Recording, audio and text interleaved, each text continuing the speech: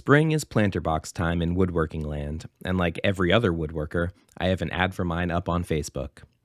Boy, was I surprised when a nice gentleman messaged saying he liked my planters, but wanted some big enough to feed horses out of. Oh, and he might want as many as 20. Of course I said yes, because why wouldn't I? What a cool project. So we went through a few design rounds in Shaper 3D, focusing on making something strong enough for a horse to knock around, but affordable enough that my client could, well, afford them. A bit of tweaking here, removing a brick shelf there, and we had a design we both thought would work. Pressure treated 2x4s for the legs and everything else kiln dried studs, just like me, except the kiln dried part and the stud part. Anyway, we decided to prototype 2 boxes as a trial run. Off to the big box store I went, where I sorted through around 80 boards to find 20 that were straight enough to work with. Then I carried them all down my basement stairs, in the rain, because woodworking is worth it. My goodness, I cannot wait to build a garage. Step 1 is the frames, and the first stage of that is to cut everything down to size on the miter saw. The legs are 36 inches tall, which is hopefully high enough, and I quote, to discourage the horses from stepping in it. Then I needed cross braces, one pair that's 20 inches and one pair that's 24 inches, which will give me an interior dimension of 24 inches square.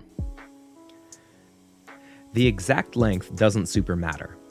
What matters is that corresponding braces are exactly the same length. Don't use a tape measure for each brace. Instead, use one brace as a length template for all the others. If you have stop blocks, that's even better, but my miter station isn't set up with those. Now for pocket holes. My Craig jig is one of the first woodworking tools I bought a decade ago, and while I don't use it a ton anymore, there are some projects where it just makes sense, and this one's a no-brainer. The trick to pocket holes is to keep them on the same side of the board. When swapping to the other end, turn it like a wheel, keeping the same face towards you the whole time. That way you never get confused. This is foreshadowing. Time for assembly. The core of these boxes are A-frames connected with a pair of cross braces on each side. One brace at the very top, the second 18 inches from the bottom of the legs. One challenge with pocket holes is keeping the board stationary. As soon as that screw grabs the second board, everything shifts. There are a couple ways to mitigate that. The first is clamps. Craig makes a special clamp that fits into the hole and grabs onto the other board, but I don't have one. Though if I do get hired to make 18 more of these, I'm going to get some.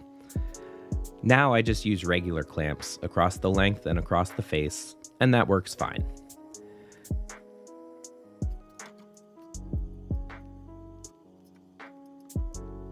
The second trick is only drive the first screw in part way, and then drive the second screw, and then finish the first.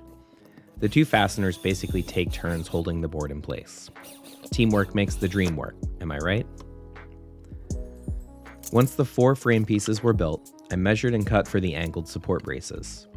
Rather than doing any kind of fancy math, I clamped a board across the diagonal and traced the cuts I needed to make.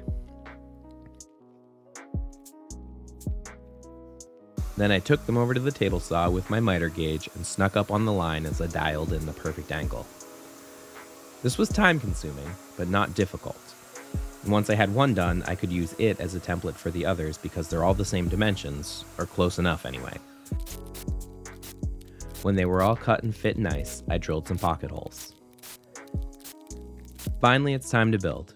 I connected the 2 frame pieces together with the longer cross braces and then installed all the angled supports. This was a lot harder to do by myself than I anticipated. Drop a comment if you have an idea for how I could make this easier for the next batch.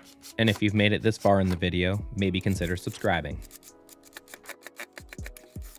It worked out, and they're strong enough to hold me, though I still have no idea how well they'll stand up to a determined horse. Oh my god. Actually, I do have an idea, and it doesn't end well for my boxes. But hopefully the horses at my client's farm aren't determined to be destructive. Stand up to a horse. Remember when I said always keep the same face towards you when you're drilling pocket holes? Well, another piece of that advice is to make sure you know which face the pocket holes have to go on. On the cross braces, it didn't actually matter, but on the angled braces, it did because they can only go in one way. I messed up one and was left with some ugly pocket holes on the outside. I could have left them. They're covered up by the cladding, but I decided to fill them in.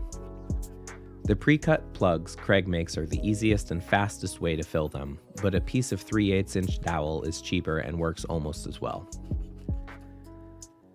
At this point, I realized that once I added the cladding, these boxes would be too wide to carry out my bulkhead door and too heavy for my weak little arms. So I lugged them up the stairs and outside now so I didn't have to take them apart to move them later. I'm prouder of realizing that in advance than I probably should be. Once outside, I spent a few hours installing the final pieces, pre-drilling everything so I didn't split the wood.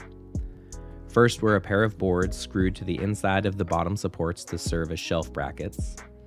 Then I screwed 4 boards to each side of the boxes as cladding. I used a pair of blocks to get consistent spacing without having to measure every time. I got overzealous with the screws at first, and then realized that the cladding isn't really structural and doesn't hold any weight, so 2 screws on each end is plenty. When the cladding was done, I added a top frame to make everything look a little nicer.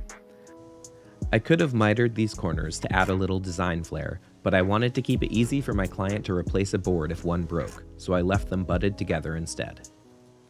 Then I cut 6 boards to just under 2 feet for shelving, with about ½ an inch in between for drainage and airflow to let the hay dry out as needed. I just spaced them out by eye. I could have cut more blocks for this as well, but it didn't need to be perfect. After all, the horses are the only ones who are going to see the shelf boards, and they'll be too busy eating to judge me. The final step was to sand everything smooth with 120 grit sandpaper, making sure to round over all the edges. The last thing I wanted to hear was that a horse had gotten a splinter in its lip. And that's it. A pair of supersized planter boxes big enough for horses to eat out of, and hopefully strong enough to stand up to some hip bumps. Unfortunately, I didn't deliver these. My client came to pick them up, so I don't have any photos or video of their final resting place. But here's some video of horses doing horse things just for fun. Hopefully the experiment turns out to be a success, and in a few weeks or months I'll be able to throw together a bigger batch. Though I don't know if my local big box store has enough straight 2x4s for me to make any more. I might have used them all already. Maybe I can redesign the next batch to be circles. Thanks for sticking around to the end of the build. If you enjoy this kind of build project and would like to see more, like and subscribe so you don't miss an upload.